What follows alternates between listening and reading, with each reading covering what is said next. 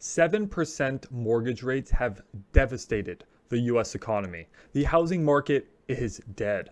I hate to admit it, but it's dead. But what if mortgage rates went to double digits? What if they went to 10%? Most people think this is not possible, but they don't know how macroeconomics works. Mortgage rates aren't so simple as the Fed raising interest rates, mortgage rates go up. It's not a one-to-one comparison. I'm going to explain to you why and how mortgage rates could go to 10% in 2023. Not saying it's going to happen, but there is a possibility for mortgage rates to fly higher even if the Federal Reserve doesn't increase interest rates. How could this work? How could this happen? Let's get into a little bit of history first. The first thing I want y'all to look at is a tweet by Occupy the Feds. He's showing a typical PITI, your principal interest, your taxes, your insurance on a home. That is $750,000. This would be a home in the beginning of 2022. Let's just say January, with interest rates at 2.8% for a 30-year. Awesome, right? I hope you refinanced and locked that in if you are a homeowner. Your monthly payments would be $3,000. Okay. What are they today with interest rates at 7.1%? $3,125. So they've only gone up $100 max? That's not bad. No. This is for a house at $500,000. Yeah. So buying a house today that is $500,000 is just as expensive as buying a house that was $750,000 like 8 months ago.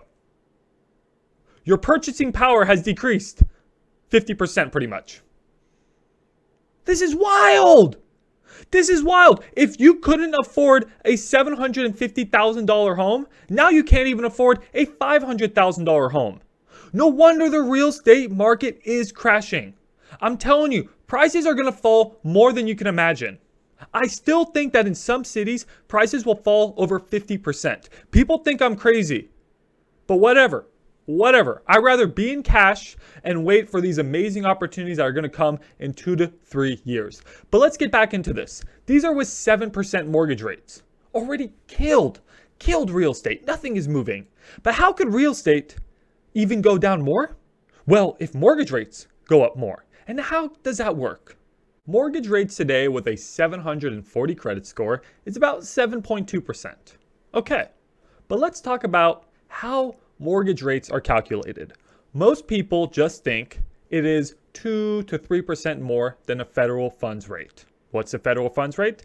It's the rate that the Federal Reserve, the big daddy of banks, loans money guaranteed to all other banks. So if you're a bank, you can borrow from the Federal Reserve at this set interest rate. And then people usually think, okay, they lend mortgages out at 2 to 3% higher. It's not that simple. It's simple, but it's not that simple. It's usually not the federal funds rate, but the terminal federal funds rate.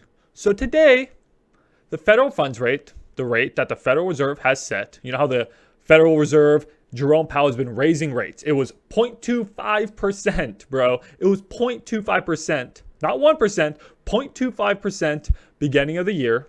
And now it's about like 3.25%. So it's gone up. But it's not 2 to 3% higher than, 3.25%. It's usually 2 to 3% higher than the terminal rate. And the terminal rate is the rate that it's going to reach. It's the rate that the market is pricing in. So right now it's 3.25%. But Jerome Powell and the Federal Reserve has said, hey, we're going to bring the federal funds rate up to 4.5%. So it's usually 2 to 3% higher than the federal funds rate, the terminal federal funds rate. And the terminal federal funds rate, I know this may be a lot, but stick with me here. The terminal federal funds rate usually syncs up really nicely with the 30-year US Treasury bond. So really, if you don't understand the terminal Fed funds rate, don't worry. Look at the 30-year US Treasury bond, and then usually add 2 to 3%. And that's where mortgage rates are usually at.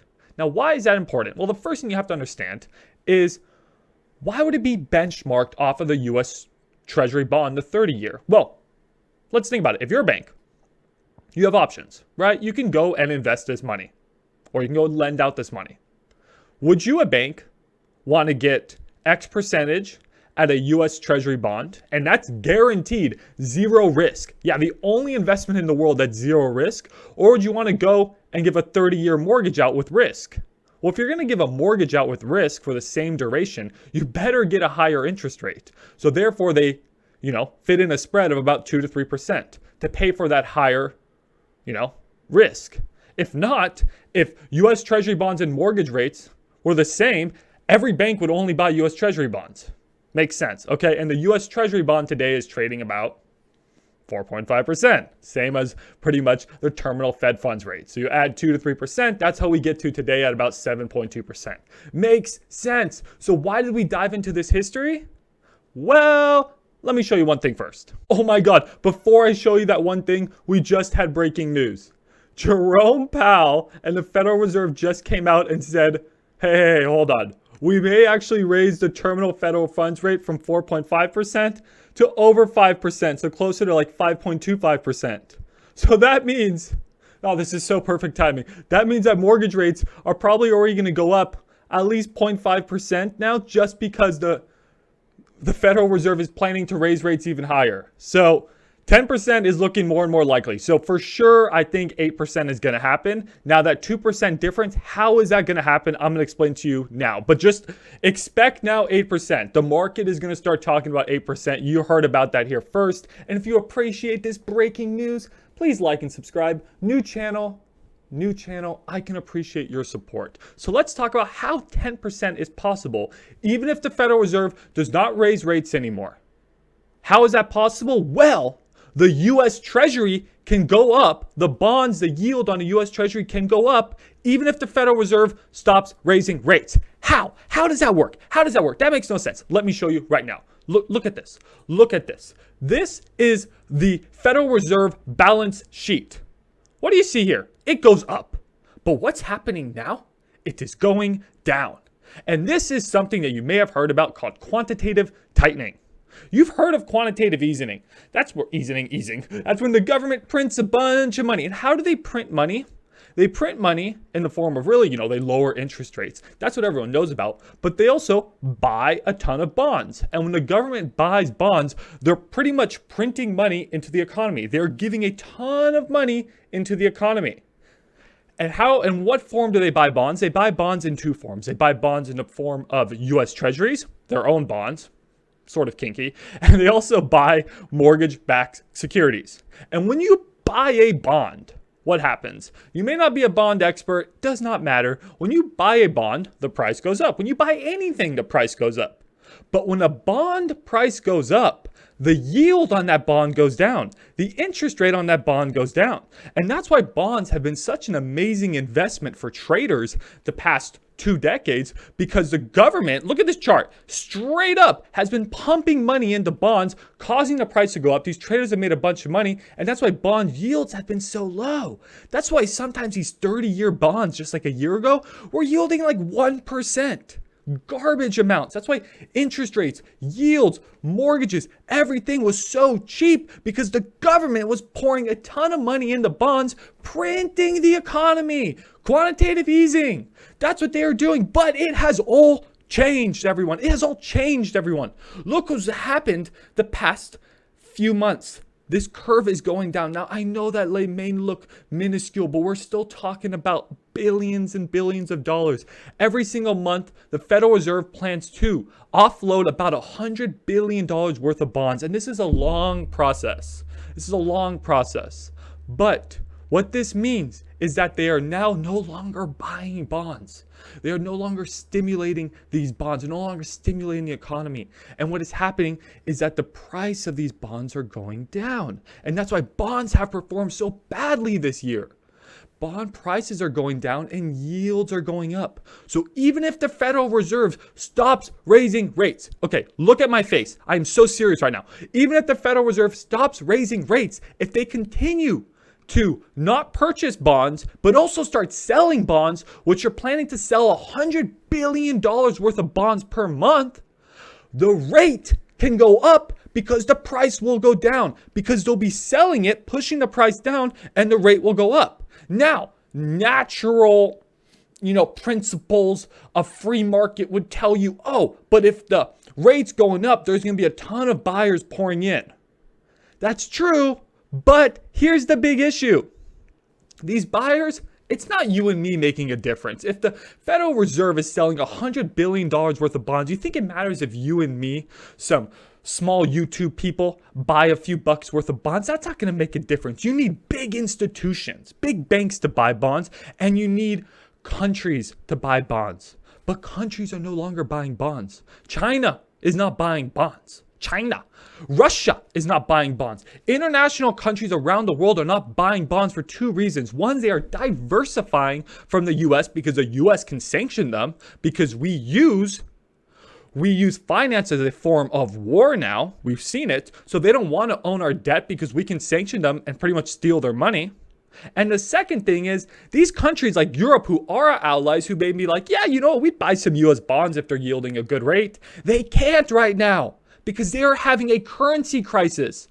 England, God, I'm sorry, I keep touching my mic. I'm so angry right now. England, France, and all of these countries are having a currency crisis. The euro's collapsing, the British pound is collapsing, and they need all the money they can to prop up their currency so that their economy and their currency don't collapse. So here's the worst situation in the world. We have a 800-pound gorilla seller called the Federal Reserve selling bonds for the first time in years, and we don't have the buyers. We don't have the buyers. And this is causing rates to go up. And when this curve starts to go steeper and steeper, interest rates will go up. And mortgage rates, more so than anything, will go up because the government, the Federal Reserve, is selling mortgage-backed securities. And when you sell a mortgage-backed security, the price goes down, the yields go up. If we see a spiral in this, it can get destructive. If there is a lack of liquidity in the market, this can get really destructive. And we can see mortgage rates. We saw them. You know how they just popped really quick? Did you feel that if you're looking for a home, if you're looking at the market? We can get more and more of those pops. And we can see mortgage rates, which are now sort of sitting at about 7.2%, pricing in what the Federal Reserve terminal rate is, pricing in what the US 30-year bond is. If we see that US 30-year bond start to go up, and which we are just now going to see because the Federal Reserve is probably going to raise rates to over 5%, in my opinion. Let's see if it happens. We can also see a lack of liquidity in the market push everything so much higher. And I think that we could possibly see 10% mortgage rates. And everyone's saying the Federal Reserve is going to raise rates until something breaks. This could be the thing that breaks.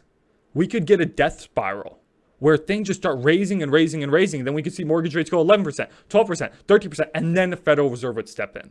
That's the pivot. That is the pivot you want to see if you are a buyer. And then just as fast as rates went up, they will collapse down. So I know that was a big rant, but I want you to understand that. So it is possible that we see 10% mortgage rates next year. We just need to continue to see a lack of liquidity in the bond market. That's the first thing you want to look for. A lack of liquidity, meaning that there's not buyers. And that two, the Federal Reserve continues to sell. So even if they stop raising rates, everybody in the markets is talking about when will the Fed pivot? When will they stop raising rates? Nobody's talking about quantitative tightening. It's just as destructive. If the Federal Reserve continues to sell their balance sheet off, rates will continue to stay high. In this crazy world, in 2023, we could see the Federal Reserve stop raising rates, but mortgage rates continue higher. We could even see the Federal Reserve cut interest rates, and if they continue quantitative tightening, we could see mortgage rates stay or even increase. That's how powerful quantitative tightening is. That's how powerful selling bonds is. So those are the two things you want to look for. Still no buyers out there because the world economy is collapsing. And also the Federal Reserve continue to sell with quantitative tightening. And if you get that combination, yes, I think we're going to get 8% mortgage rates, no doubt. But if we continue to see that combination throughout 2023, I think we will hit double digits mortgage rates in 2023. So what does that mean for real estate? It's going down. I don't care what you guys say. Some people are like, oh, real estate won't go down more than 10%. No, you're wrong. You're wrong. I think it's going to go down 30%. I'm saying 30%. I think some cities over 50%. Will I be right? Who knows? But I am positioned for the opportunity of a lifetime to buy real estate dirt cheap. And if you want to learn more about how to buy real estate dirt cheap, how I invest in real estate, I want to learn more about the Federal Reserve mortgage rates, all this fun, nerdy stuff, because we're going to make a lot of money in a few years. We just got to be patient and study for these next couple, 2-3 years. Please like and subscribe and follow this channel. It would mean a lot to me. Thanks, y'all. Leave your comments below and have a good rest of your day.